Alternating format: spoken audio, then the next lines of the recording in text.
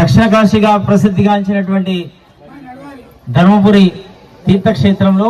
కార్తీక మాసాన్ని కార్తీక పౌర్ణమి పురస్కరించుకొని క్షేత్రానికి ఒక అపురూపంగా ఉన్నటువంటి మనకు బ్రహ్మ పుష్కరిణి. ఈ బ్రహ్మ పుష్కరిణిలో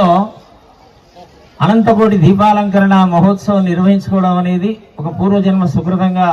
తెలియజేస్తూ అనాదిగా వస్తున్నటువంటి ఆచార సాంప్రదాయాలను అనుసరించి దీపం జ్యోతి పరబ్రహ్మ దీపం జ్యోతి జనార్దన దీపేన హరదే పాపం పూజా దీపం నమోస్తుదే అని చెప్పేసి ఏదైతే మంత్రం ఉందో అజ్ఞానం అనేటువంటి చీకటిని పారద్రోళి జ్ఞానం అనేటువంటి వెలుతురుని పొందడానికి కొరకై ఇటు అనంతకోటి దీపాలంకరణ కార్యక్రమము ఈ తీర్థక్షేత్రంలో ఉన్నటువంటి అపరూపమైనటువంటి ఈ కోనేరులో నిర్వహించుకోవడం అనేది సుకృతంగా తెలియజేస్తూ అదేవిధంగా ఈ మాసాన్ని పురస్కరించుకొని మనకు గోదావరి కూడా ఒక అపరూపమైనటువంటి వరం కాబట్టి జీవనాధారమైనటువంటి గోదావరి తీరంలో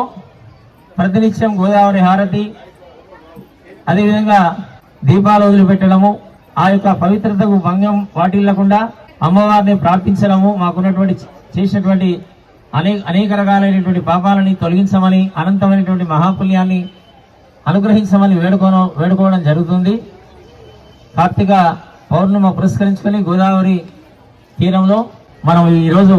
గోదావరి హారతి కార్యక్రమం నిర్వహించుకోవడం అనేది ఈ క్షేత్రంలో ఉన్నటువంటి ప్రత్యేకతగా తెలియజేస్తూ ఇటు కార్యక్రమం లోకానికి హితం చేకూర్చాలని సత్సంకల్పించి జరుగుతున్నటువంటి కార్యక్రమము సర్వే జనా సుఖినో భవంతు.